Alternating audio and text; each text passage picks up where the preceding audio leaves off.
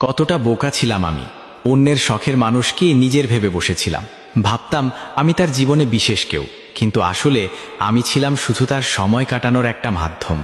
যখন তার একা লাগতো তখনই সে আমার কাছে আসতো, আর আমি সব ভুলে তাকে আপন করে নিতাম।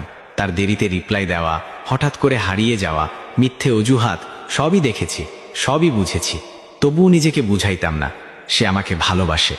আসলে ভালোবাসা না, আমি শুধু অভ্যাস হয়ে গিয়েছিলাম তার। আমি তাকে সত্যি করে ভালোবেসেছিলাম, আর সে আমাকে ব্যবহার করেছিল। আমি তাকে গুরুত্ব দিয়েছিলাম, আর সে আমাকে অপশন বানিয়ে রেখেছিল। সবচেয়ে কষ্টের ব্যাপার কি জানো? আমি জানতাম সে আমার না, তবুও তাকে হারানোর ভয় পেতাম। কতটা বোকা হলে এমন করা যায়! এখন বুঝি ভালোবাসা ভুল না, ভুল মানুষকে ভালোবাসাটাই ভুল। সবাই তোমার অনুভূতির মূল্য বুঝবে না। কেউ কেউ শুধু নিজের সময় কাটানোর জন্যই আসে। তাই এখন আর আফসোস করি না, কারণ আমি ভালোবাসতে